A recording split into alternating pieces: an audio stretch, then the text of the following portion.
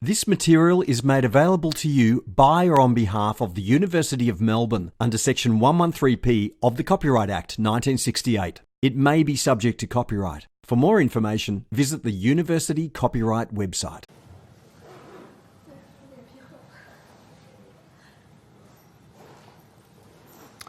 All right, good morning everyone.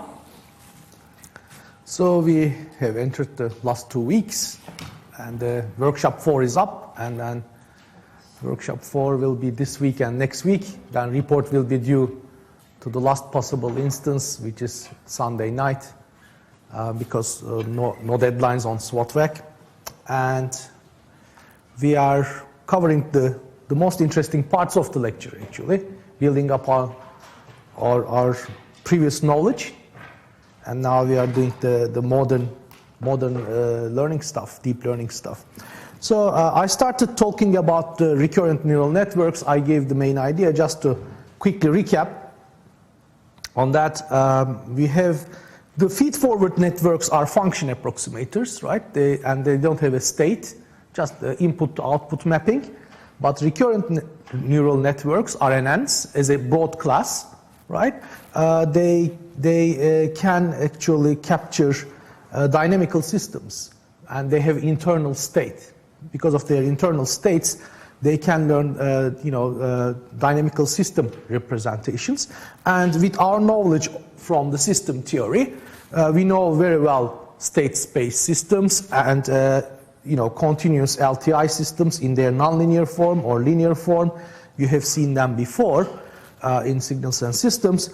And this is exactly the type of thing that RNNs do with their hidden units. Their hidden units are now connected horizontally, and they take sequential inputs, and then the sequential inputs are this is a delay element, are passed to the hidden elements, but hidden elements, they pass it in the one directional RNN, they pass it causally to the next one, the internal state information. So you have not only a network that takes input, but it also keeps an internal state based on the previous inputs.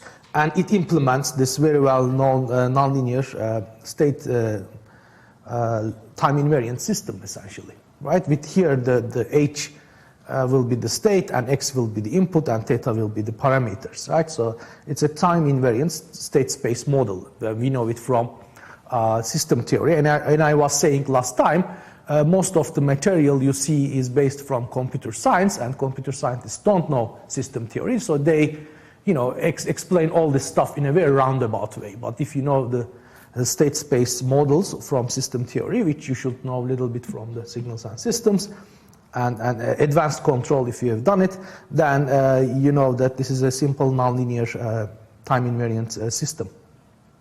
So I think that another way of looking at it, this is a nice graphic. So you have the input, and then the state is kept, and then the output is the hidden layer output. So you can actually unroll it.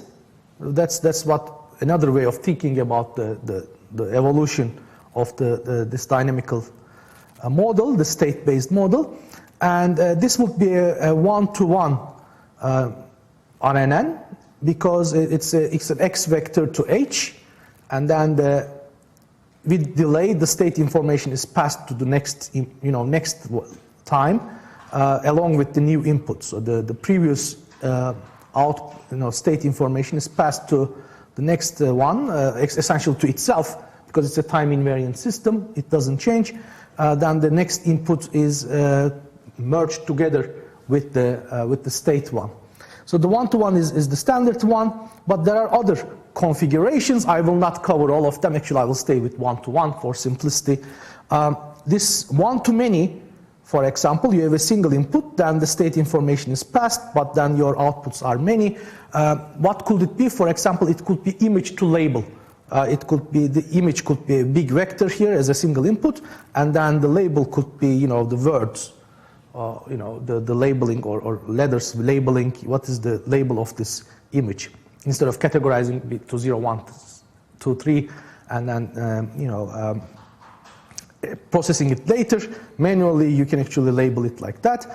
That's just one example. The many-to-one could be a sentence to category. You give a sentence, each vector then will be the letter of the sentence, and then you say, what does this sentence, reflect? Sometimes it's used in customer management, is the customer angry? You can actually look at the sentence and then say, like, is it a positive sentence or a negative sentence? You can categorize as you like. You can also do that with audio, right? It doesn't have to be letters. Many-to-many will be, for example, video to caption. So video frames could be the inputs, individual frames, and then you have the caption, letters.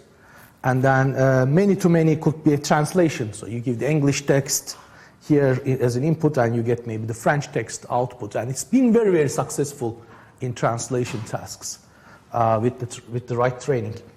All right, I put some links here that are also useful if you wish to check the popular resources. So that's, again, repeatedly. So let's look at it a bit deeper. The RNN structure, as I said, let's look at the one-to-one. It looks like this. So you have an input, then you have the H, and then you have the delay element, right? That passes that state information to the next input, and then you have the output, and then the loss function, and this is your label. So essentially, output and the label Y, and or it could be it's actually here we are looking at a classification like task. Then output and the label kind of are my inputs to the loss function, and loss function is, as usual, used to train the network. The network is trained the same way. It's a bit more computationally heavy than the feed-forward one because of the delay elements and the structure, but it's still the same story when it comes to the training it. There is actually a twist because of the time, and it's also reflected here. So let's, if we want to put an example with a 10H activation, instead of sigmoid, here is how it looks like. We have the X to A. From the, you see A is the activation function, activation element before we apply the nonlinearity. So that would be maybe there is a bias term, then the previous state, as I was saying, notice T minus 1 here is multiplied with some matrix of weights. That is what's happening to this, when the previous state comes to the next state, we have this weights here that are multiplying it. And then input is multiplied with its own weight matrix. And then you get the A, then you pass it through the nonlinearity. In this case, we have chosen 10H. And then the output would be then another, in this case, it's a linear output that takes the H and then again multiplies with another matrix and puts another bias if necessary. So this makes it a bit more expressive. And the output, output will be done. This is the O, and then it again passes through the nonlinearity, would be the softmax. The 10H is the activation for the hidden layer. We could have used ReLU as well. I mean, that hidden layer could be ReLU. Y is softmax because maybe it's a multi-class labeling task. All right, so the loss function, how does it look like? Because it has this whole time aspect to it and state aspect to it, so we need to take into account the time, and then it's a loss over a time horizon, maybe a finite time horizon. You look at all the inputs and all the outputs, and then the loss function is determined by that. And then if we do the log likelihood loss model probability, then it is a sum over T. It's a time invariant system. I used it to my advantage. And the output at any time T depends on all the inputs previously, right? So that is that's a causal system. It only depends on the previous ones. If you have a non-causal system, bidirectional RNN, you can also depend on the future. You can do that with images, for example. You have all the image in front of you. Any questions on that? All right, so the RNNs have been popular they are old actually, they were around in 90s, right? Remember the last cycle of the neural networks, when people invented backpropagation, there was a huge interest in neural networks, and then it died out slowly. And during those days, the RNNs were also people were very interested in RNNs because of the reasons we mentioned. They are more capable than the feed-forward networks. Actually, I think I should have put the slide here. There is a classic paper just like the RNN function, just like the feed-forward function approximation classic paper that theoretically shows that feed-forward networks can approximate any type of function or broad class of functions. RNNs actually are shown to be, they can actually implement dynamical systems, a very broad class of dynamical systems, and that is also very powerful, right? That's a bigger class of things than just mappings, the static maps that the feed-forwards do. So people were very interested, but then they hit a wall. And then the problem was occurred in training the RNNs, the vanishing gradient problem. So without going too much into the detail, the main issue with this here is the problem here is the influence of a given input on the hidden layer, and therefore on the network output either decays or blows exponentially as it goes through the network, right? We have this delay element. And as you go through the states, when you unroll it, actually it becomes visually a bit more appealing because it shows you the time axis when you unroll. So the derivative of the loss with respect to weights, we have still the same product rule. There is nothing different there, but now we need to sum it over the time index. And as we do that, these middle derivatives, you can actually open them up over the time instances, the hidden layer del ht to del ht minus 1, t minus 1 to t minus t minus 1 to t minus 2, and no, actually, or you go to the other direction. You go from t to tau, I'm sorry, t minus 2 to t minus 3, ... and then you go to tau plus 1 to tau. So you look at the past, essentially, and all these derivatives, affect because of the time delay element when you take when you apply the product rule of taking the derivative during the training, right? Again, you do a gradient training as other networks. So you get this product of derivatives, and what happens is either these derivatives decay, they are less than 1, and if they are less than 1, you multiply a bunch of things that are less than 1, they disappear, right? Or they are greater than 1, and then if you multiply a bunch of things that are greater than 1, they blow up. So they don't stay much in the middle. So if the derivatives are less than 1 mostly, then they decay to 0, and if otherwise they blow up. And you can imagine the effect on the gradient algorithm when you train it, when you optimize it, when you minimize the loss function, your derivatives are disappearing. If your derivatives are disappearing or getting very, very small, you will never train the network probably. You will never reach the local optimum, right? Makes sense? Because you have done now, you know the optimization very well. You can imagine my derivatives are, because of this long product over time, if they are mostly less than 1, then my gradient disappears. And when I'm updating w t plus 1 equals w plus alpha times the gradient disappears. I'm just staying where I am. I will never find the local minimum.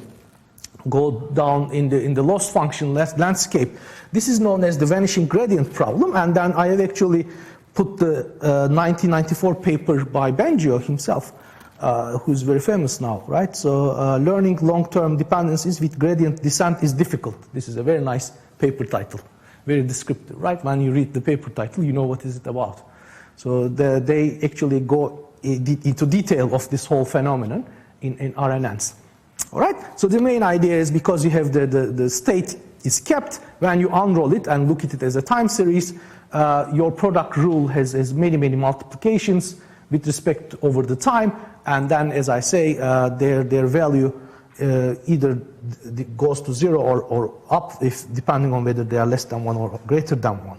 So actually, people gave up on RNNs for a long while because of this. Also, the cycle of the neural networks ended, and people get extremely excited about the support vector machines and other type of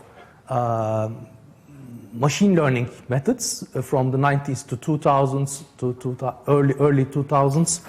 So it was all about the support vector machines and so on. People stopped worrying about the neural networks. And then this has been as a standing problem for a while. If you look at it, these are the two graphical representations of the problem. I really like them. So you have an input, right? And you see because of if these derivatives are less than 1 in absolute value, then the effect of this input, black one, grays out and goes to white, right? The derivative, when you take the derivative with respect to this input in the past, this effect disappears. What does this mean? Also here, for example, maybe you have two important inputs here, and there is an important output here. Maybe they have an effect on this, right? But because of this problem, your system cannot capture that effect. That is called long-term dependencies, right? Something has happened like butterfly effect. It's very, very commonly known, right? In chaotic systems are long-range dependent systems.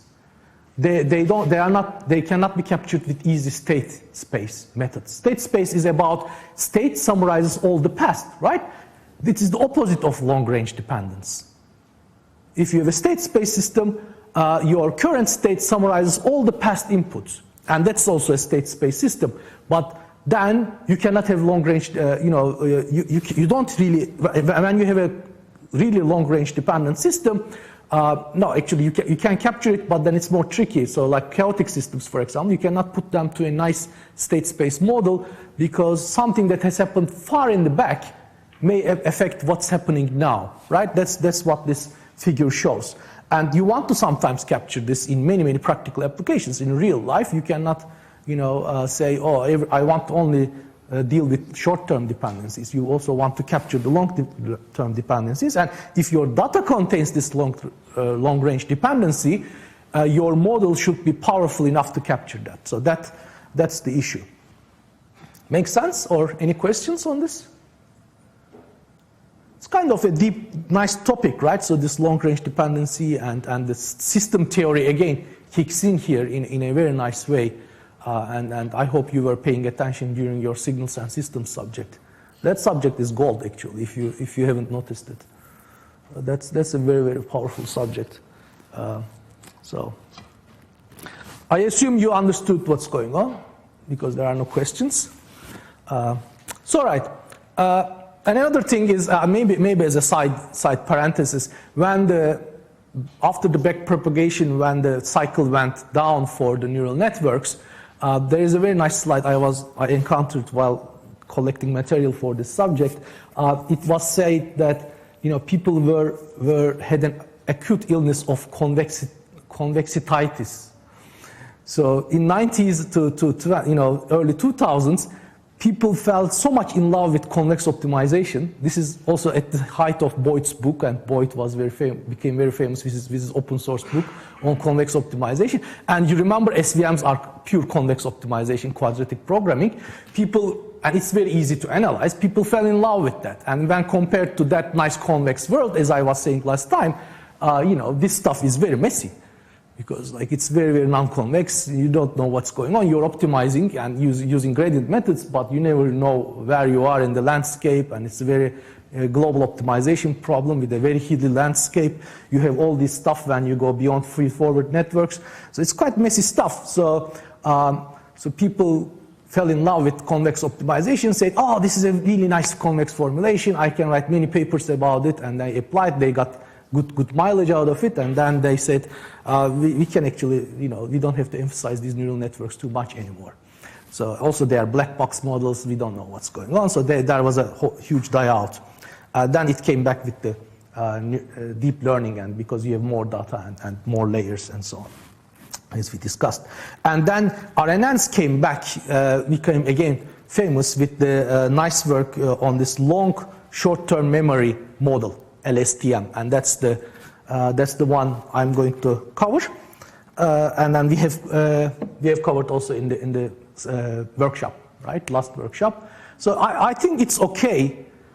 I hope you agree as well to do the workshop and then going to the theory. Sometimes it's fine. It doesn't have to be it doesn't have to be linear. Learning doesn't have to be linear. You can actually do something. All that project-based learning is based on that. You do a project, you do something, then you say, what am I doing? And then actually the lecturer tells you, this is what you have been doing. That's the mathematical underpinning. I think that's okay.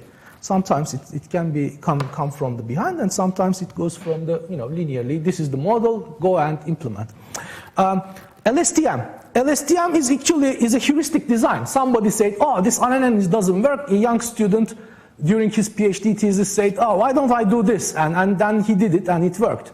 And then, that's the story, interestingly. The clever idea there is having self loops to produce paths where the gradient can flow for long durations. So you actually create a second path to flow the gradient, because the problem was gradient disappearing, and it's a very logical solution that why don't I just propagate the gradient another state, and then it doesn't disappear. But I need to control that flow, so then it is done, this self loop is gated, so controlled by additional hidden units.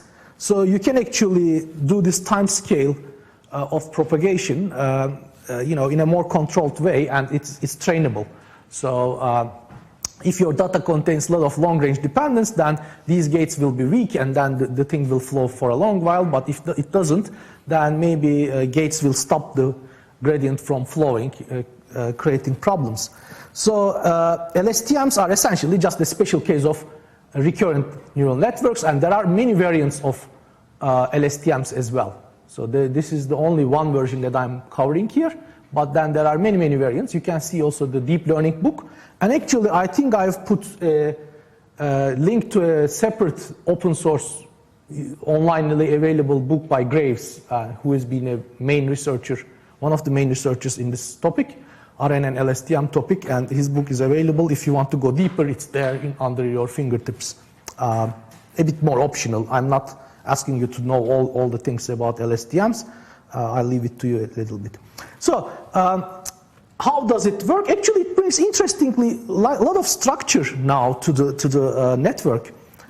It was a simple network, right? The original RNN is just a bunch of linear multiplications passed through nonlinearities.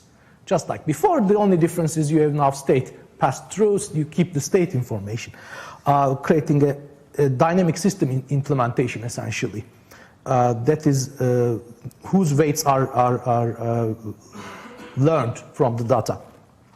Here we make it a bit slightly more complicated. We still train it, but then we create some type of a architecture, which I kind of like it a lot. I think this is the future direction. I'll come to that. So we have these cells now between X and H, like in the LSTM, and each cell has the same inputs and outputs as an ordinary RNN, but it has also additional parameters and system of gating units that controls the flow of information. So that makes it more powerful, expressive. So this cell can be thought of differentiable version of the memory chips in a digital computers. That's a very powerful statement. I'll come to this. But let's look at what's going on here. So this is a nice picture. I have the Graves book, chapter 4, Understanding LMS. Doesn't have this nice pictures, but has more detailed exposition there. And then what is inside this? Let's look at step by step. We have a forget gate. These are the names, collegial names people have given. LSTM, what is inside the each LSTM cell block? So you have the H state coming from previous and X input coming at the time t as before. HT minus 1 and XT are coming in. And if you combine them, literally stack them up and multiply with a matrix, weight matrix, and then pass through some nonlinearity like softmax or something else with an additional bias, the output of that will be used as a forget gate. The reason is we have also this additional pathway here. You see, in the original one, you have only H passing through. Now I have this additional path passing through. This is bringing the additional information from the past. So let's look at the gates first. Then you have the same two come together and first creating an I here and then another another combination goes through a tangent H, and then I have these two elements, and then I combine these, multiply these two elements together as an external input gate, and then there is a multiplication of the previous state C with this f of t, that is the forget gate. So essentially the state update this is the main equation for the state update, and this is because I took it from a blog, they used lazily the star as a multiplication, so I note the notation here, it's suboptimal. So Ct minus 1 times Ft forget gate, they are multiplied, so essentially if your forget gate gives you 0, then you forget the past, right? If it's 1, then you pass the past information, the state, without modifying. And then it is combined with the input, after the input is passed through those two nonlinearities and then multiplied. As I said, this is a bit of a heuristic. I don't have any mathematical justification why this is done. It's a design, so someone designed, this is the car I designed type of thing. So this is the system the guy designed. As I said, it's one version. There are many other versions where you have differences. But the main idea is this state is controlled through the multiplications here, and then this multiplications and then this addition may make the state, bring an additional element from the current state and the current input to the state, or make the previous element of being forgotten or still kept alive, right? So this is the external input gate, so this also gates this.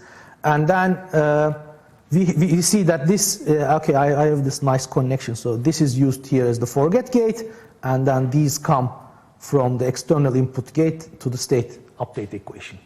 So, all right. Okay, so I explicitly show where things are going. And then lastly, now I need to worry about the output. What's the output? Output is as before ht, because I took ht minus 1 in and xt in, and I also see t minus 1 in. That is my secondary state. Here, the previous output, internal state, and x. So now we have three things. So then the output is just the previous, again, the two things stacked up, multiplied, passed through the nonlinearity, so this is one layer almost inside. That's the output gate, and the output gate multiplies the Ct internal state passed through the nonlinearity, and then that will give me the output. So output gate controls the Ct, right? And the Ct is the internal state dictates that we have obtained through this internal state update equation, controlled by the output gate, gives you the output that will pass through to the next layer. Also, the Ct will also pass to the next layer. So I'm passing the output, but also my internal state to the past layer. So essentially it's an input-output system. It's a nice designed system, right? So the success is LSTM's networks have been shown to learn long-term dependencies much more easily than simple RNNs. This additional information passing that is done in a controlled way through this gating process allows you to pass these long-term dependencies. And remember, we train everything, right? All of these weights are trained. All of the W matrices you see are trained. So you have an opportunity through stochastic optimization to choose the right weights that will create these gating processes based on your data. And because the model is expressive enough, your data will dictate your trained model, right? They can model dynamical systems from sequences. This is very similar to system identification. And it has been used mainly for other things, more classical CS applications like translation and so on, that have been around as open problems since 50s. But I suspect there will be also a lot of potential engineering applications because of the direct connection to dynamical systems. Essentially, this is a dynamical system too. And it's actually almost a computing architecture for learning a dynamical system. So this is closely connected to system identification. Right? Classical system identification, if you look at the signal processing literature, they still use mostly linear systems. Like you have a polynomial and then you learn the weights, and a lot of theory going there from input signal to the weights. But this is doing exactly that same task, but in a bit more black box manner and through the mindset of neural networks. Right? trained commonly used gradient methods, right? So it is trained with, maybe we should say this, commonly used, this is a bad sentence. So the training has nothing different, all right? So these training methods are the same. With again, the loss function is over a horizon as in the RNN.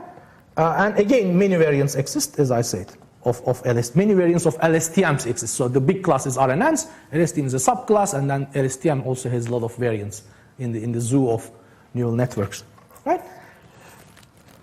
So that's the story. Actually, it's not high level. It's I have given you all the equations. There is no more to say.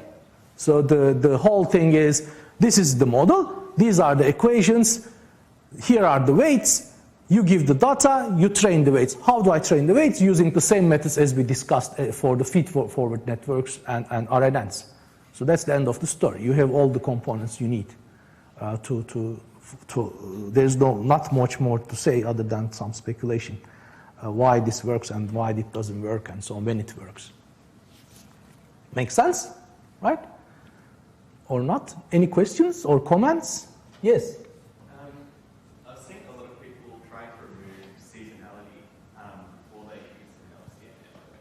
Is that sort of redundant then if they can cope well with long-term dependency? It's a very good question. So there was this very, remember there was a very, very early slide I had when I started discussing deep learning. Deep learning people claim you don't need to do pre-processing anymore. Give it to our nice deep learner, and then we're gonna do everything in the layers.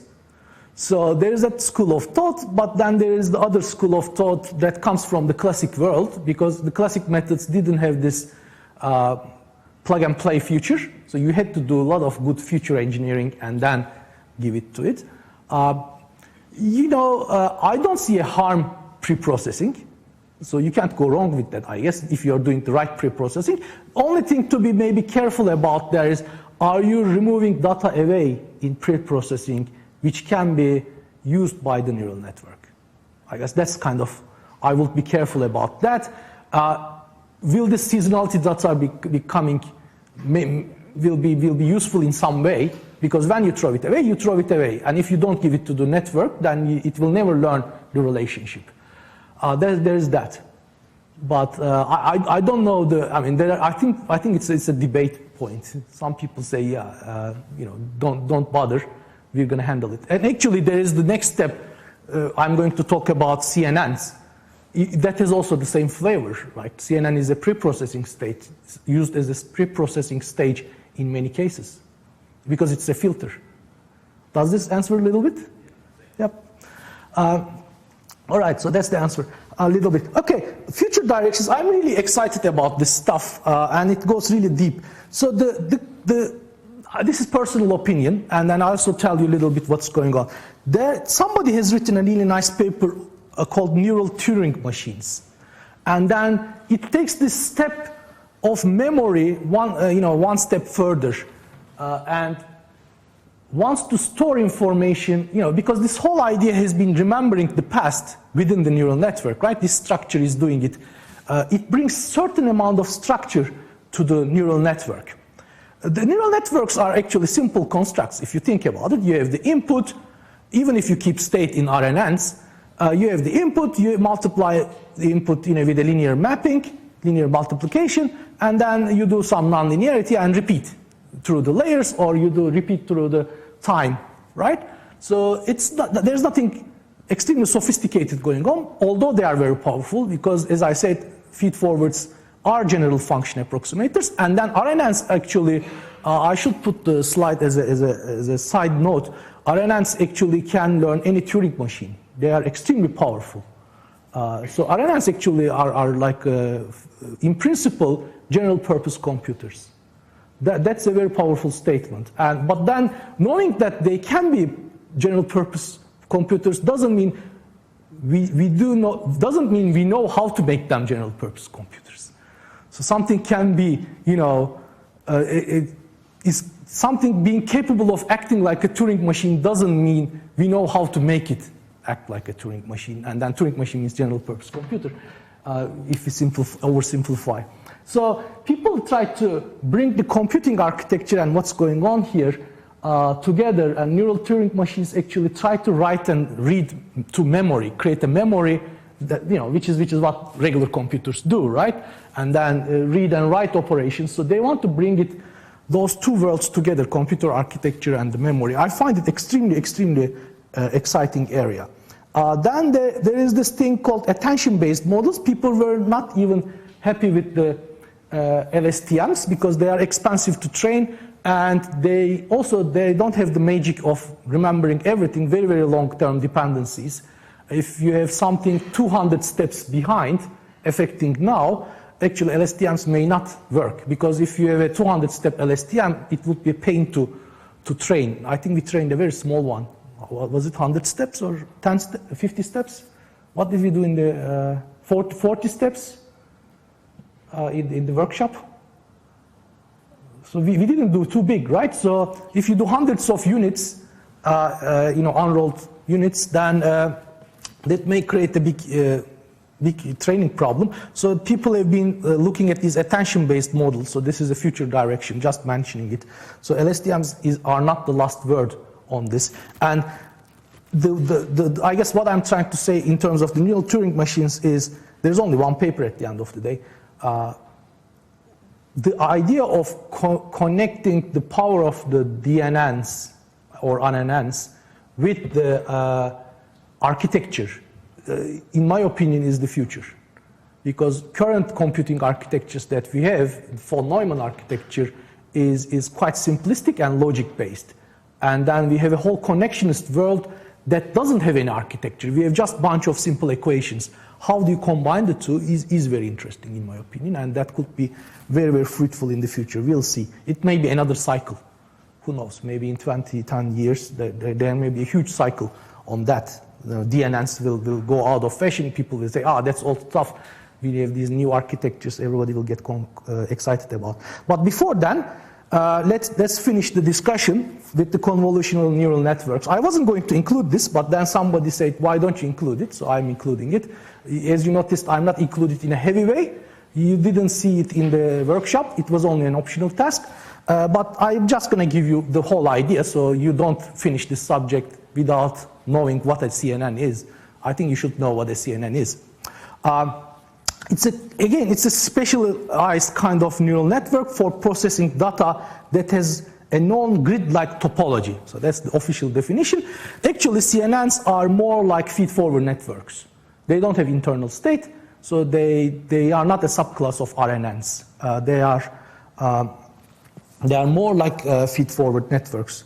The name convolutional is not accident. Actually, they do a convolution operation, and you know what a convolution is, right? Again, from signals and systems, from system theory. It's the same convolution that you know from system theory. What does it mean that data has a known grid-like topology? That's a fancy way of saying we have either time series data, one-dimensional, or we have images, or we have video, which is three-dimensional, right? So the images over time. So they have a grid-like topology, obviously. So they have a certain structure. And convolutional networks have been very successful in practical applications involving images and sequential data. So that's been the case. So first, let's look at what's going on here. The convolution operation, if you remember from the past, in the continuous time, now the star means convolution. It doesn't mean multiplication.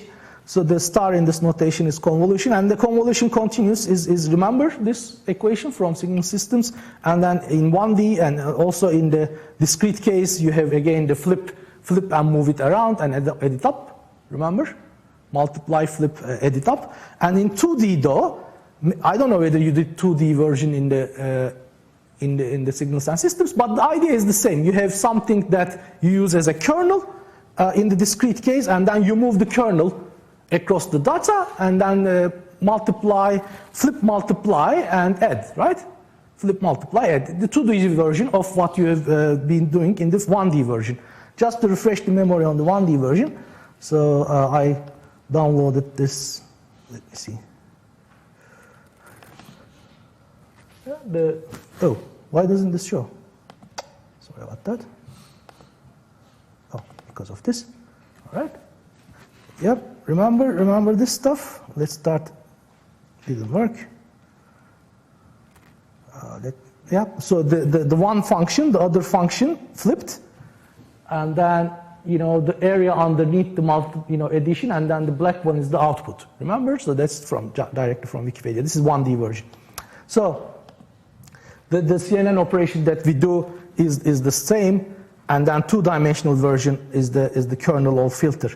So this is the figure of that, and then let me see. Let me get that. Sorry about this. Okay, yeah. So this is the 1D version that you know from Signals and Systems very well. The 2D version is you have a kernel. If you don't flip it, you can also have a kernel. This could be the minus unflipped version. Then you go through this. So you go here, then you go here, you go here, then you go here. You know, you swipe through the 2D image, input, 2D input, and then you get the multiplication outputs. You know, then you know 1, 2, 3, 1, 2, 3. There are 6 outputs while you are sweeping, right? Make sense? So this is actually, it is a filter, you know, and if you have done any image processing, which you probably haven't, right? So, or if you have done any Photoshop, you do all these filters. They're all, you know, this filtering is exactly how it is in Photoshop. In the next slide, these are classic image filters. These are predetermined weights. This is the filter kernel. Then you pass it through, right? And then when you pass it through, you get the edge detection or sharpening filter. You pass it through line by line, you get your sharpened image, or you get the softening image, blur, non-blur, Gaussian filter, all that stuff. The only difference is you have a small filter with some elements, right? This is classic image processing. You process the image, a 2D grid-like structure. And you know, 1D version is the 1D version. You can do low-pass filtering, high-pass filtering, right? So you can give basically you can do all the DSP, digital signal processing stuff, with the 1D version of it. Right? You can do low-pass filter, high-pass filter, band-pass filter over your time series data if you have 1D data. You haven't done DSP either, or you have done DSP? Digital signal processing. So you have done a little bit of that. Okay, you see that's what I'm talking about. So this is the 2D version of that. All right, so the convolution neural network then has 3 important properties. One is sparse interactions. So they have a sparse interactions, also referred as sparse connectivity or sparse weights. This is effectively saying the kernel is smaller than input. I have a small kernel, then you know I convolve with the input. So this is the convolution operation. So they are essentially filters, right? So this is the important thing to realize. CNNs are filters. Actually, they are nonlinear filters. I'm talking about the initial operation here. So initial operation here is not matrix multiplication. Initial operation here is convolution. So I'm doing a convolution. And therefore, they are filters. Effectively, they are filters. The second property is parameter sharing. Because they are filters, this is immediately relevant to what I'm saying. You know, in the classic, in the RNN, you use the same weight repeatedly because the parameters are shared. So once the same matrix, these are the weights in the CNN case. This is a classic predefined filter, but you can actually have weights here, W1 to W2, W3 to W9. So you use the same Ws as you pass through the data over and over again when you do convolution. This is different from, for example, the same weight is used only once in the dense network, right? So you see here in the dense network, this weight is only used here. This weight is different, this weight is different. But because you're doing the sweeping operation, you are using the same weight again and again. So otherwise, imagine, then I could have had a big matrix as big as the image. Right? Then I need to learn as many weights as the image size. And then that would be very inefficient. So I'm reusing, by choosing a small kernel and convolving, effectively I am reusing the weights. Make sense? Otherwise, I multiply x with a big, make an x out of this weight. You know, if I can't treat it as a dense network, then I have a huge parameter space. So I'm actually reducing my parameter space through the convolution operation and choosing a small kernel. That's the key idea here. And the third idea is pooling. So even after I go through it, I end up with a large output. So people say, why don't I summarize what is going on? For example, here, in this case, I am actually not shifting one by one. So there is a 2 by 2 window kernel going through this element, and it jumps, instead of 6, I'm getting 4 outputs. All right, I'm just shifting 2 by 2 by 2, and then that helps with invariance to small local translations. So small, if you do it in a bigger way, small variations are summarized.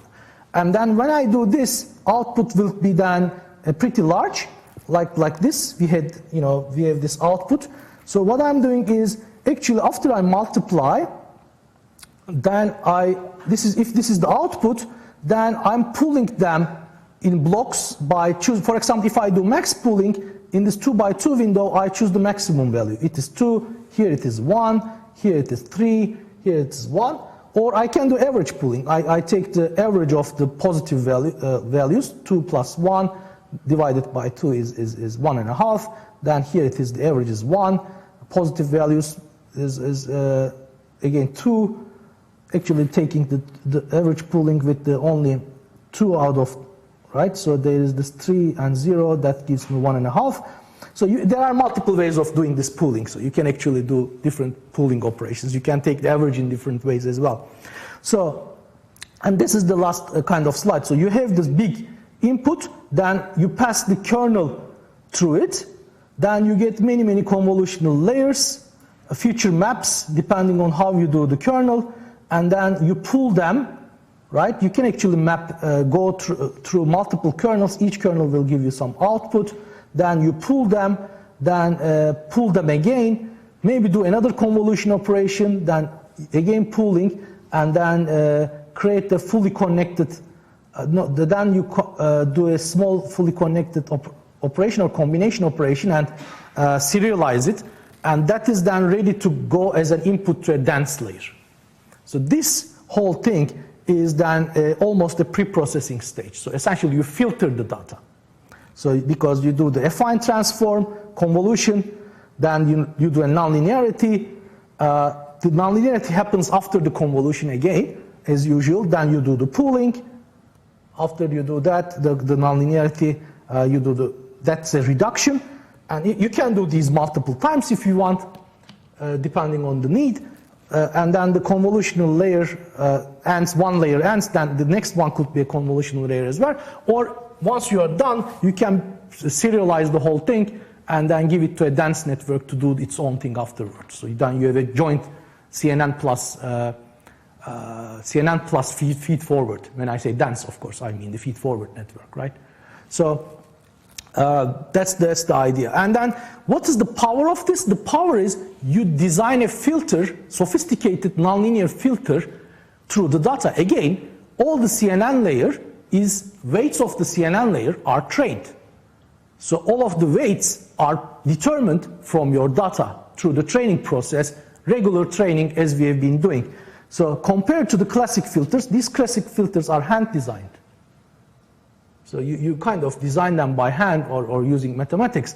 In the CNN case, you have the filtering, parameter sharing, and then the third property is time or shift invariance, because you are just using the same filter swiping. That's actually time invariance. The fancy word they use is equivariance to translation. From system theory, this is the same as time or shift variance because of the sequential nature of the data or grid structure of the data. So you train it. That means the parameters of your filtering steps come from your data. So your data dictates your filters. So the feature extraction is done through the data based on your purpose, through a cascaded process, right? So then as I said, I added this sentence to the top. Feature extraction stage is part of DNNs. They are nice adaptively determined or data determined filters that filter out your data and summarize it. Also does the job of a PCA, for example, because you're summarizing it, right? PCA also is a linear way of focusing and reduction of the data. Here you also reduce the data. All right, makes sense. I have put a bunch of stuff on convolution, convolutional neural networks. People are very excited about this. It's still, and then the book, of course, Graves' book, and then the deep learning book. They have also a lot of stuff. I think deep learning book is sufficient for the purposes of this subject. Only if you're interested going deeper, you can look at Graves' book. Yeah, and as engineers, you should be able to read in a pinpointed way. Like, if I say something is in chapter 3, it doesn't mean you need to sit down and read the whole chapter 3. It means you read the relevant parts of chapter 3. And which parts are relevant, I hope that my slides will give you some guidance on which parts are relevant as a starting point, giving you initial kick on that. And then hopefully with this guidance, in the future, if you have a project that involves sequential data, and then you decide to use CNNs as a stage before you do the deep learning networks, as we were in the nice question discussing, you may choose to put a CNN beforehand and then do the deep learner, or you can do some pre-processing and skip the CNN part, doing the deep learning directly. All right, so anything to add from your perspective? Is it clear, or any comments, questions? I would like to give a break and then go to the really, again, very exciting topic of reinforcement learning. And that's the topic of our 4th workshop. It's very appropriate that I start now and cover it also tomorrow. And then we'll take it from there. So how about 5 past or 5 to 8 past 11? Then we continue from there.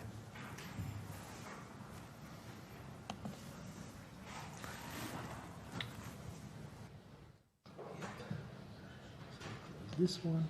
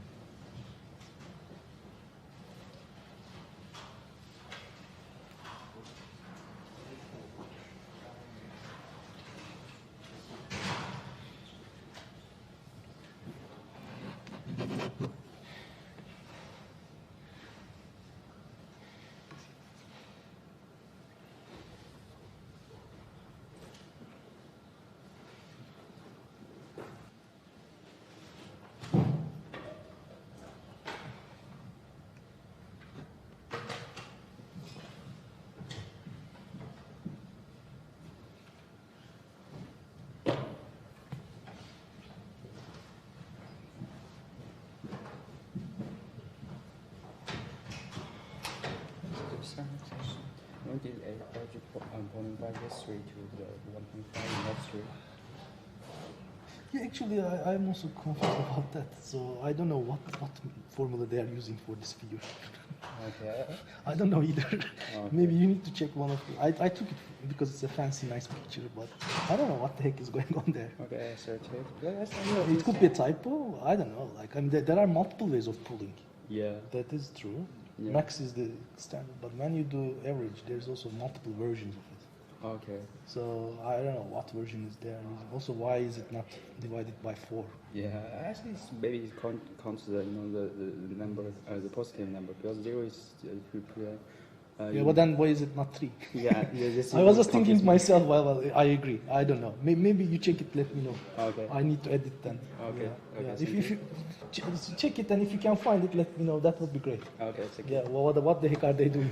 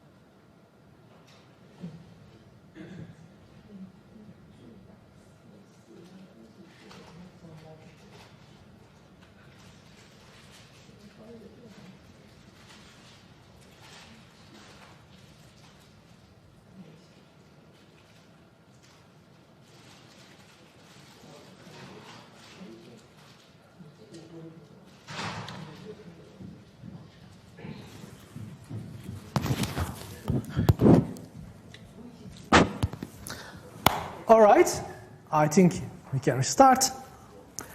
And all right, this is actually not a well-named module. I mean, reinforcement learning is not a sub-thing of neural networks. I should have called it Module 5 reinforcement learning. Well, so it is what it is for now. But next year I will definitely change this. So reinforcement learning is a big topic, and this is again with the spirit of the whole subject, giving you some initial kick. You know, there is enormous amount of material out there on reinforcement learning, and navigating your way through it is not easy, because I've gone through most of it at a high level, to be honest. Yeah, I haven't spent ages on each one, but I have collected as much information as possible with the books and everything, and I thought it would be very good to summarize, give you the certain path, and then you can go deeper again by yourself, and with the attitude of, teaching is better than not teaching. This subject I can skip 1 or 2 topics easily, and then you will go out without those knowledge. So when you criticize things, you keep that in mind. Would you rather not learn? Because it's very easy for me to not teach. Teaching is more difficult than not teaching, and then not learning is easier than learning. But is this what you really want? You should ask yourself, right? So at the high level, I think it's good to know reinforcement learning, which is one of the very hot topics of the day, and there is a strong connection to deep learning, and modern reinforcement learning invariably almost always uses deep neural networks. So, but the topic, of course, has a huge historical structure. As the rest of the subject, it's very easy to teach this subject like a history of machine learning, right? That's also trivial, and it's actually easier to teach this as a history of machine learning than cutting-edge stuff, because history of machine learning is well documented. I can just follow Bishop's book. It will make my life very easy, your life very easy, consistent notation, but then you miss all of the new stuff. Again, you should ask yourself, am I happier learning single notation, single book, than the illusion of I have learned something, whereas in reality, you learned only history of machine learning, and then I can sell it to you saying, oh, teach you the basics, go learn the rest of the stuff, and I doubt you will be able to do it, because it's very complicated, the rest of the stuff. Therefore, instead of that, I'm making things on purpose messy, because things are messy and learning is difficult. So therefore, this whole stuff I'll try to give you an initial kick and some basic idea, hopefully empowers you to go further if you want, and even if it doesn't empower you, you will be aware of what is going on, have a well-formed opinion. If you decide to become a manager and someone tells you, oh, this reinforcement learning is the magic bullet, then at least you will know what's being talked about. All right, that's my attitude. We can discuss it later. I want to give the basics. Then I will start with multi-armed bandits, not because I am so excited about multi-armed bandits, but they are extremely nice educational tool as a special case of the more complicated RL. And using multi-armed bandits, I can teach you very fundamental concepts of RL that will then appear in modern RL. But before going to modern RL, I also need to give you some initial idea. This is not a history lesson, but then there are fundamentals you cannot skip. Some of the fundamentals of Markov decision processes and dynamic programming connection. So once you know these, then when you see the modern stuff, you know where it's coming from without, again, turning into a history lesson. Right? Therefore, you need to know what the value and policy iteration is in order to appreciate DQN and A3C. Right? So that's the whole idea. And then the workshop, really, I'm happy about the workshop that it gives you an opportunity to play with it. And it is a very short, focused workshop. I didn't include A3C and so on, but A3C is not in the slides either, so I'm actually in the process of including it. All right, so the main book from historical perspective that I'm following is the Reinforcement Learning second edition. There is a second edition of Sutton and Bartow that you can download. It's available online. That's the book. This is the link. I give you even the link. You just need to click it. There is an optional classic for another perspective by the very Bartsekas, whose name pops up in optimization. They are approaching it in a very, very classic way, and this book is really not fashionable these days, but they, if for the mathematically oriented, curious people. And then a lot of the modern stuff is only in the papers and in the blog posts. So I link to the papers directly. Modern RL doesn't have a book yet, and it's not even in deep learning books. So, all right. Let's see what this RL is about. It is very fundamental, it is very interesting, and it's very different from the machine learning until now. I kind of like this one, somebody did it. So when we say, we can also put it underneath the umbrella of machine learning, and we can put everything under the umbrella of AI, right? So when you categorize things, that's not the main issue. But when we have machine learning, we have the supervised learning, we have the unsupervised learning, and we have a bunch of models helping us with those, right? As we discussed, RL is almost the third category. So in supervised, you are giving the labels or the y in addition to x. Unsupervised, you have only data x. And then in the reinforcement learning, you interact with the environment. That's a different concept. This is a different mindset. So reinforcement learning is learning what to do, how to map situations to actions to maximize a numerical reward signal. And this picture actually, this simple picture summarizes the whole story. There is an environment, and then there's an agent in the environment, like maybe a robot, and then, or a player in a game, all right? And then environment, the agent gets some rewards from the environment, but also agent observes the environment, right? I'm observing the environment. If I don't see the environment, what am I going to do? And then I take actions. And if I take the right actions, my reward will increase. So this is as fundamental as it gets, right? The learner is not told which actions to take, but you can create a rule-based system out of this, right? So if observation is this, I'm going to do that. If observation is that, I'm going to do this. That is AT-style expert systems, right? But that's not the goal here. The idea of reinforcement learning is, instead of that, the agent must discover which actions to yield the most reward by trying them. Most of the modern RL is actually model-free. I will come to that. So it is a search component to it. I am just trying things, and by trial and error, figuring out which actions yield me more, which actions yield me less, then I choose the better actions. But I also explore, like I keep trying things, right? So this trial and error search and delayed rewards, sometimes the rewards are delayed. It doesn't always the case that I take some action, I get a reward. Chess game, I'm an agent, environment is chess, opponent, let's say, is part of the environment. As an agent, I'm playing the chess game against someone. I take many actions, and then at the end of the game is my reward. I win the game or lose the game. There could be intermediate rewards. I'm ahead of the game. I'm in a better position than the other guy in the environment. That is an immediate reward, but sometimes the rewards are delayed. I take an action, 5 steps later, checkmate, right? So there is a delay component to it. And most of the real world problems are like that. You don't have an immediate feedback, right? So I teach you this whole thing. You get the feedback in the assessment in the final exam. It's a delayed system, right? Or vice versa. Does this make sense? So you see, it's very different from having a data set and learning from the data set labeled or unlabeled. Again, system theory, I believe, is extremely useful, right? You're very advantaged by knowing system theory, because what we do is mostly we use the observations of the environment. We take the observations of the environment and map them to states. We create a state representation, right? And then the model-free, model-less, it will come to this, but the concept of state is inherent. So as an agent, I am it makes sense for me to take this collection of past observations and process them somehow in the most general sense and create a representation in terms of what state am I in, right? So then it would be, maybe if I create a very elaborate model, that would be model-based RL. And if I keep it very light, then it's model-free RL. But then the concept of state is always there.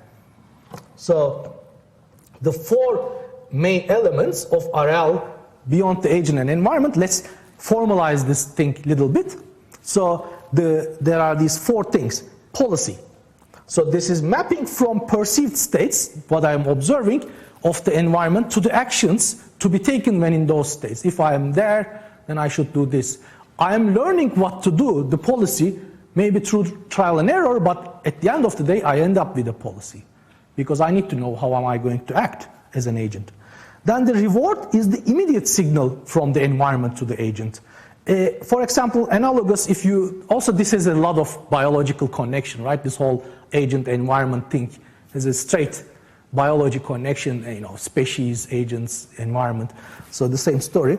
It's analogous to pleasure or pain, right? So you want to get more pleasure or you want to avoid the pain. So there is this whole, immediate reward signal. It exists. And then there is a value function, but it's not always it's not about the immediate reward. It's about what is good in the long run. What is the end goal? That end goal could be the sum of the rewards. Most of the time it is. But then we need the end goal, long-term perspective for the agent. Otherwise, the agent would be like a bacteria. Your bacteria actually swim to where the food is. So that's would be an immediate reward, very simple system, right? Then the value of a state is often the total amount of reward or discounted reward an agent can expect to accumulate over the future, starting from that state. That could be a big end reward as well. That's a possibility if you're solving a puzzle or like doing, playing a game. But you can also, in the game, you may have a score and your score gets better and better. So there is actually an intricate play between the immediate rewards and the long rewards. But you can simply you can think of it as a simple formulation as a starting point. Think of it as reward is the immediate signal, then the long-term goal is sum of those immediate signals, adding up. You accumulate the scores. Like thinking of a game, I think is good. It's a good environment, gameplay. It's a good environment for reinforcement learning, and that's been the case indeed. And the last thing is the model of the environment, right? So model-based RL uses models and planning. This is very similar to optimal control. So you build an elaborate model from your observations with a prior, usually, right? The model, if you are doing model-based stuff, actually it's very Bayesian if you think about it. There's always a prior. There is some assumption, and sometimes assumption is so much built in, you're like fish in water. Fish doesn't know that fish it's in the water. Most of the control theorists forget that. So the control theorists are a little bit like fish in the ocean, so they don't detect the water anymore.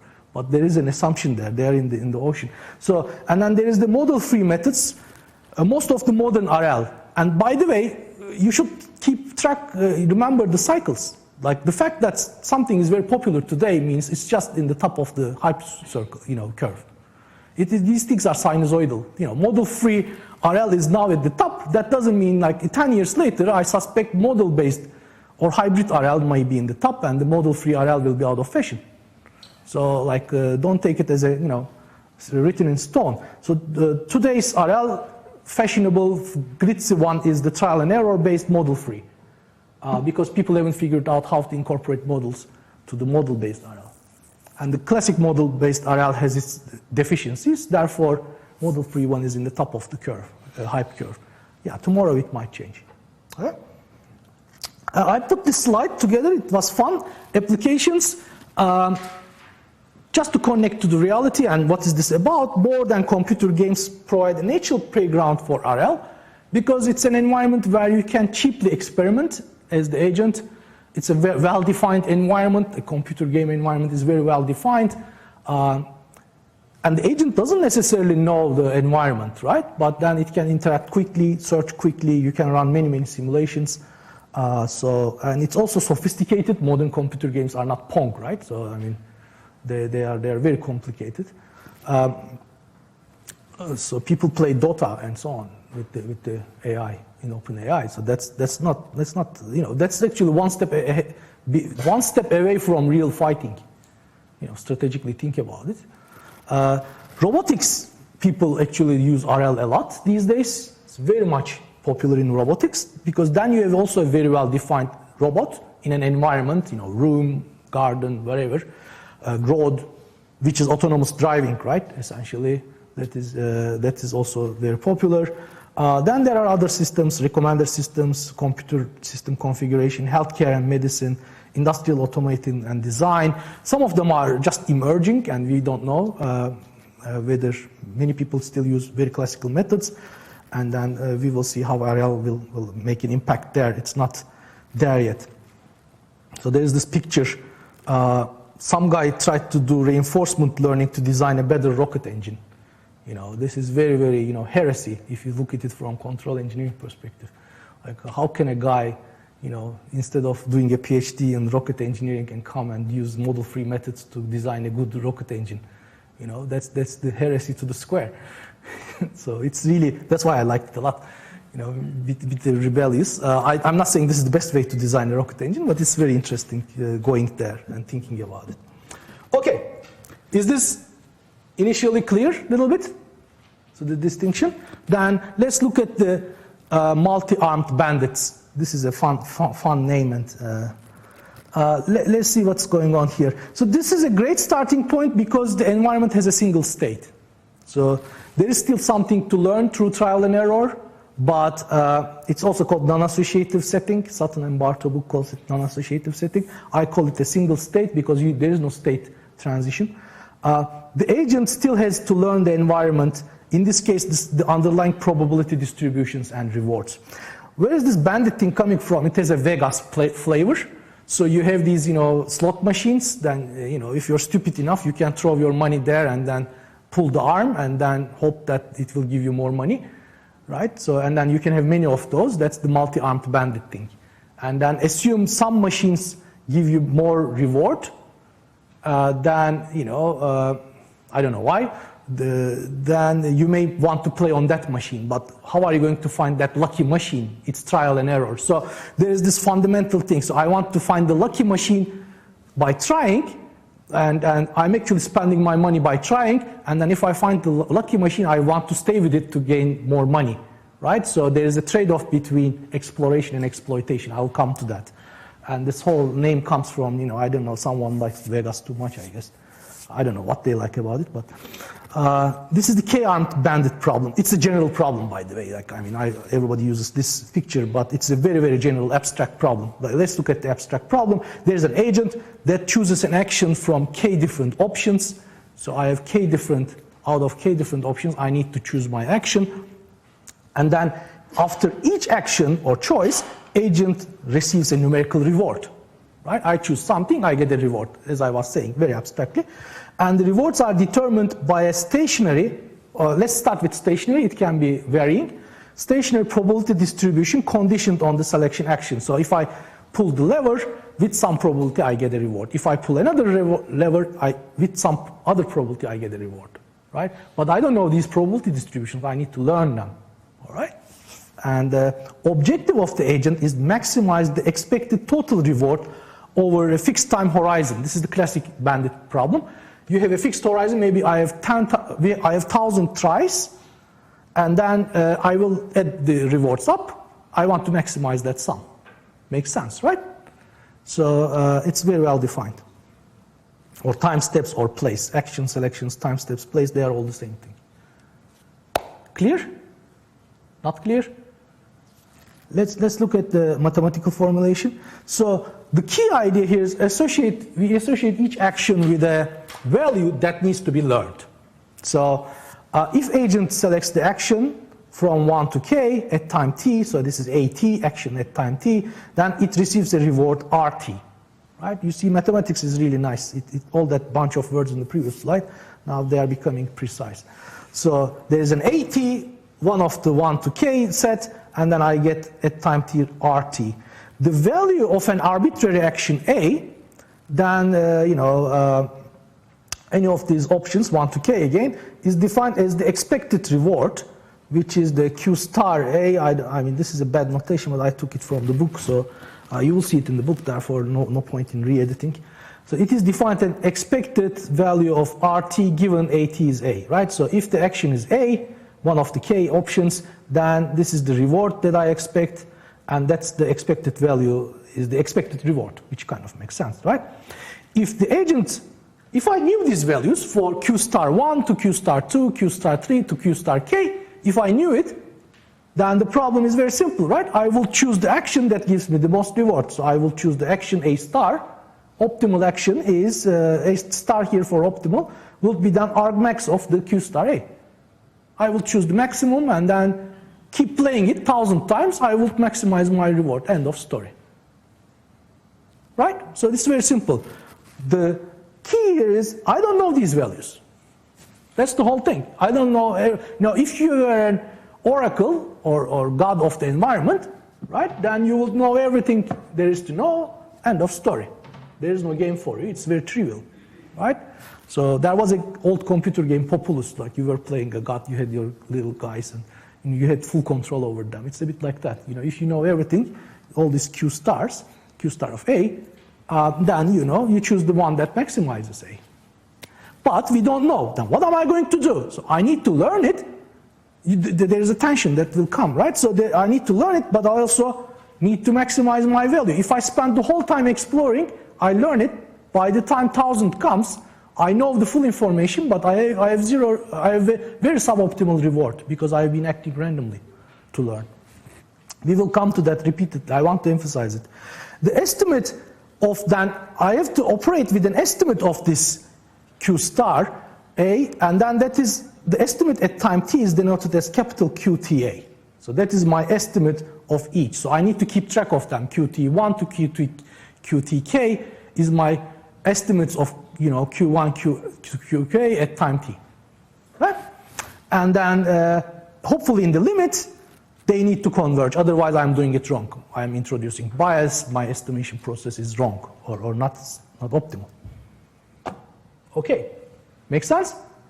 So let's do a simple way, right? So what would I do? I will just, doing a sample average. Well, if you ask me what would you do as an initial get-go, one way to estimate these action values, I'm not saying the way, it's one way of doing it, is by averaging the rewards actually received. I'm trying different actions. Remember, the state of the environment doesn't change. Environment is let's keep it as stationary for now. I try different actions, and then they will give me the sum of the rewards when A is taken prior to T, the number of times A taken prior to T, which is the sum of the rewards from I to T minus 1 Ri. And then when action is, this is indicator function, when action is A, divided by how many times I have chosen action A. So if I choose action 1, let's say I try 100 times, 20 of the times I choose action 1, right? Then it will be in those 20 times I get the reward for action 1, whatever that reward will be. Remember, it comes randomly. There is a probability distribution. I don't always get the same deterministic reward. Reward is generated by a random process. So first time I try 1, I get maybe 5. The second time I try 1, I get maybe 6. The other time I try 1, I get maybe 4. Maybe it comes from a Gaussian distribution with the mean 5, right? So then 20 times I try it, then I get 20 rewards for trying 1 out of k levels, and then sum them up, divide by 20, then that will give me the action value for 1. That's called the sample average method. Very simply, I count it, right? Does this make sense? It's a very intuitive method of exploring things, right? And I can do it for all actions. So maybe 20 times for 1, 15 times for 2, 15 times for 3. If there are like 5, 6 actions, then I'm trying them. So as the denominator goes infinite, if I try enough times, then this will be going to the real value of the, this is a good estimation method, like it's an unbiased estimator, right? Once, then it will go to the actual expected reward. As I say, I'm doing a sample mean, essentially. I'm doing a sample mean by trying. And then the simplest action selection rule would be then the greedy action selection method. So I start estimating. If I'm very greedy, after maybe initial run, I will immediately, but initial run doesn't give me the full picture. Remember, the rewards are not deterministic. Rewards are coming from random. So maybe I play 1, first reward is 2, because it's a Gaussian distribution, but I was not lucky. Maybe the Gaussian mean was 5, but I got the 2 only. So if I take that as the ground truth and always play, and then the 2 is the maximum compared to others, maybe the others were 1, 0.5, 0.3, minus 1, minus 5, I can actually greedily play 1, level 1 all the time, then I would get some reward.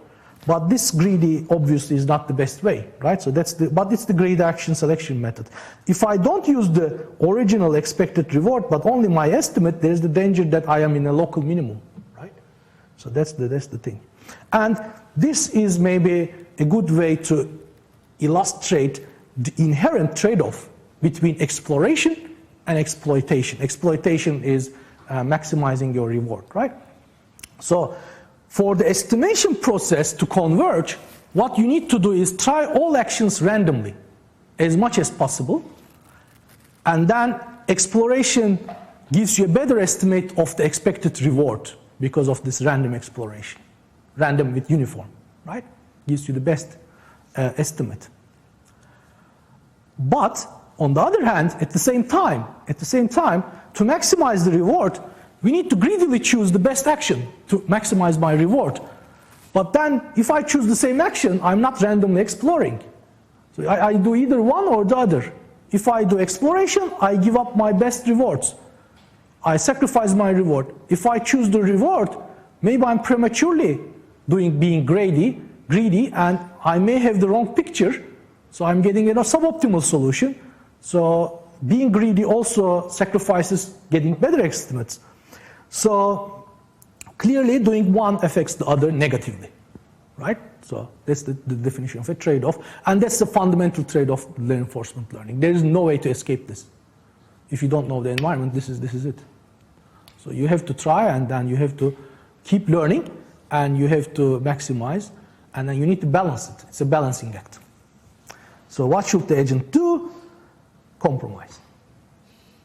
Right? So it needs to compromise, and then one way to compromise is exploring with probability epsilon and exploit, maximize the reward with probability 1 minus epsilon. Epsilon is smaller. So at each step, so you keep exploring at each step. Methods using this near greedy action, because we know greedy action is not a good thing, it gives you immediate local minimum, is called epsilon greedy methods. So I'm kind of exploring with an epsilon probability, and with 1 minus epsilon probability, I'm maximizing my rewards. And what is this epsilon? Epsilon could be 0.1, 0.2, 0.5, 0.6. Also, epsilon doesn't need to be fixed. You can have a variable method. You start with 0.9 and then go down to 0.1. But you always retain some portion, because you should continue exploring for your estimates to improve, right? You don't want to stop exploring. Maybe this is a nice picture. So this is fundamental to all RL systems. Yeah, with the machines, again, bandit thingy, with the Vegas connection here. Exploitation means playing the machine that currently pays out the most, and then the exploration means trying the other machines in the floor. So I still don't know why some gamblers think some machines are lucky. It could be some gambling subculture, and I'm not terribly familiar with it. But you can imagine other applications. Many applications you want to explore, and then here's the grid world, which is a classic RL toy problem. Maybe this is a better one. This is very close to robotics. So you have an agent. It's a grid world. You have an agent starting point, and agent wants to go here to S star, from state here to S star. The agent moves. The thing is, there are obstacles in the environment, so you cannot. What you are going to do is you want to find the shortest path to S star. The issue is the obstacles. Like, what am I going to do with the obstacles? And then it is a search problem, so you can actually try to go closer to S star, but then you need to explore to find the shortest path, which is not obvious, right? So it's a good playground to test this. It has nothing to do with gambling, so it's a good example. It has more to do with robotics. Also, classically, this goes back to classic control, dual control. Dual control is almost the same thing as what we are talking about. This is from 1950s. There was when, in the old age, when AI was emerging, control was emerging concurrently. and doing this exploration, exploitation, learning, and adaptively learning the system identification, and then optimization. That's the counterpart of what we have been discussing. And then rule control is now part of adaptive control theory. And classic method in adaptive control theory is also this. First, you collect data, explore and learn, and do system identification. You learn the parameters of your system model, and then optimize later. So you learn and optimize, but then you keep learning as well in adaptive control. So there is a persistence of excitation thing in control, if you know it. Just as a side note, is the same as continuing exploration and getting better estimates about the environment. In that case, the environment is captured through the model process. Beyond control, though, like basic RL, most of the RL algorithms actually have this structure. The emphasis initially is on learning, which makes sense. I want to kind of get a taste of the environment first, and then the next step will be optimization based on the learning I have done. I am doing very much this with the course design right now, design of this course, LN 988. So I have done an initial version, and then got the feedback, oh, people didn't have enough background knowledge in certain areas. So the optimization next year will be, I'm going to kind of optimize and then put more background review into the beginning of the subject and see what the immediate reward is. So, and then I'm going to explore, reshuffle some of the topics, make them tighter, both exploration and then getting reward will be then the people will tell me, oh, this is very good, I have learned a lot. And that will be my reward, right? Or if the people tell me, oh, I haven't learned much, that will be a negative signal. So I got confused is a negative signal. And then that means some action needs to be taken or some exploration needs to be done, right? So you can apply to anything in life. This is very real life stuff. But let's look at it more mathematically. A little bit more, I'm going too slow. So the sample average method can be incrementally implemented. The sample average method is this. So I get for a given action, right, or for the whole vector of actions, for each of them, I add the rewards of that action and how many times I have chosen it. This is this, right? Very clear? So action value estimation. We are doing action value estimation. If I choose this action, what reward am I getting? This Q function is doing an estimation of that expected value. Okay?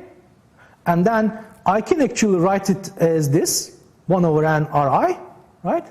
This is, again, for a given action out of k actions. And I can do it for each of them. You can put it subscript, superscript k to each of these, Rik and Qk, okay?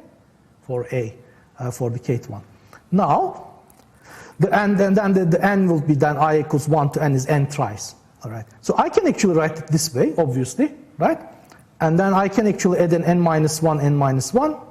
You see, this is very simple. I'm not doing anything interesting. But if I write it this way, notice this is the sum over n minus 1, and this is the bottom is n minus 1. But then this is actually, this was qn plus 1. Then qn is this, qn plus 1 is this, from 1 to n. Then actually I can write qn plus 1, this becomes qn, based on this definition. Because qn was this, right?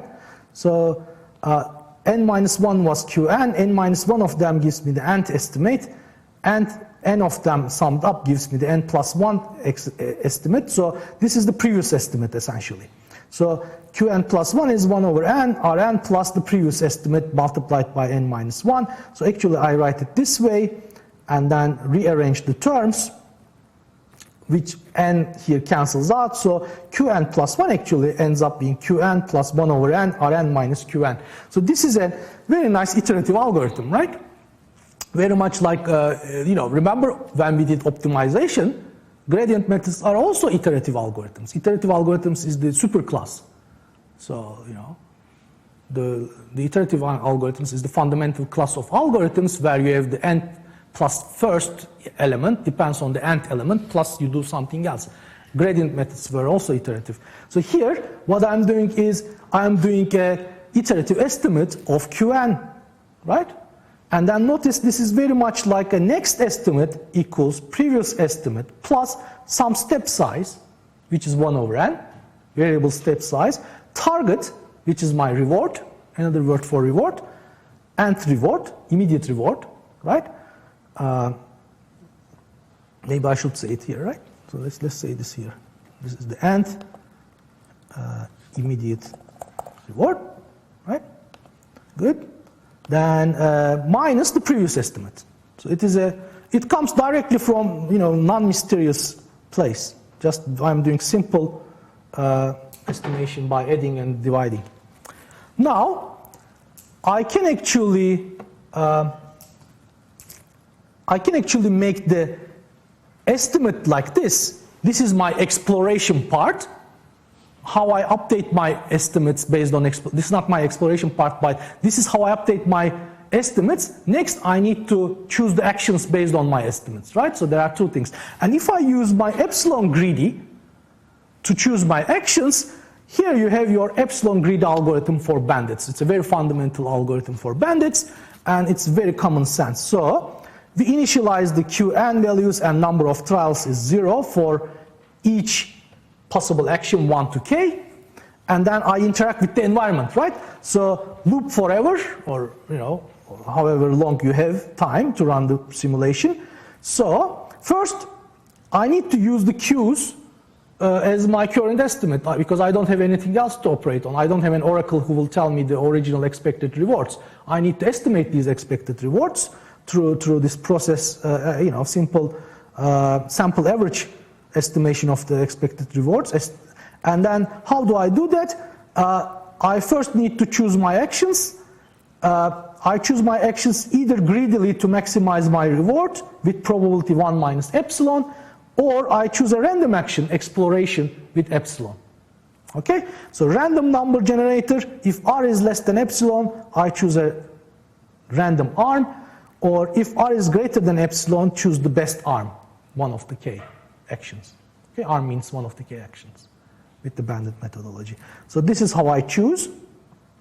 Once I choose it, then I get a reward from the environment. So action, agent has some model of this. It's still a model, right? I keep track of the Qs. I have an estimation model. So there's still a prior. Even this model-free one is still a model, if you want to look at it. I'm doing some computation in my head as an agent. Then I am actually using the Q values that I have and doing an epsilon greedy to balance my exploration and exploitation, reward maximization and exploration. Then I take an action, and each time I take an action in this loop, I get an immediate reward R, right?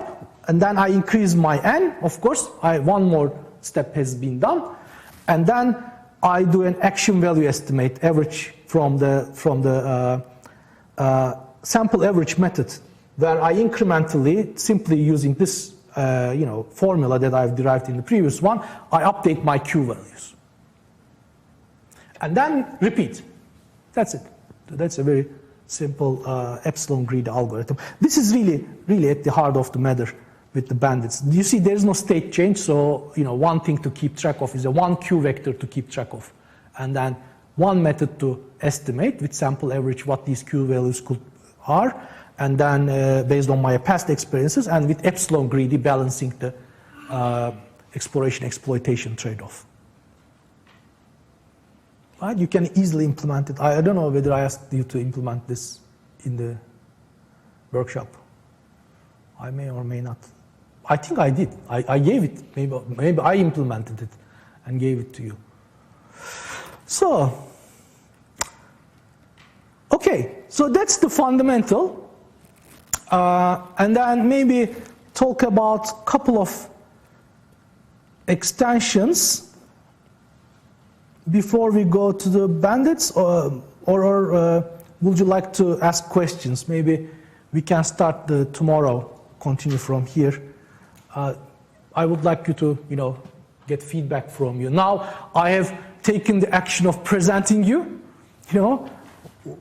I'm waiting for a feedback in the form of, smiles or confusion or a question, right? So you can't give me an immediate signal without waiting the end of the semester.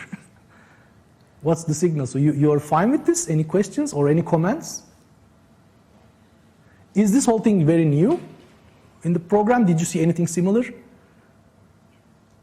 No, that's interesting. So yeah, if you have done any advanced control, I think adaptive control is covered maybe a little bit. Who does advanced control?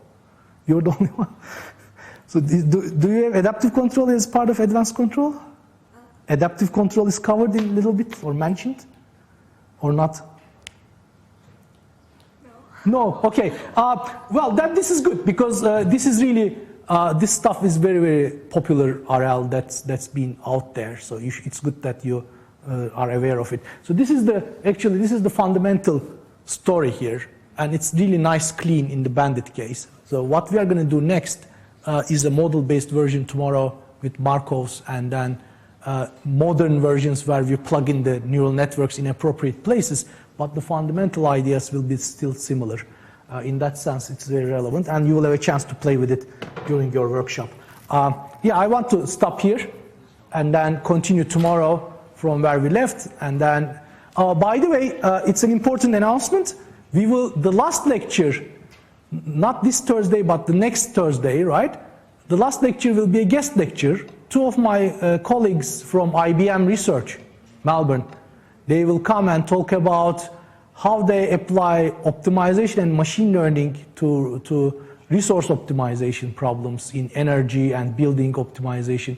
I think it will be very, very nice. I hope also, this is especially for those who are listening at home, they should show up, and then we have a nice audience and nice guest lecture section on Thursday. It will be in the same time and same place. I will send an announcement again, but I already put the title, abstract, and so on to lecture notes. All right, see you tomorrow. Thanks.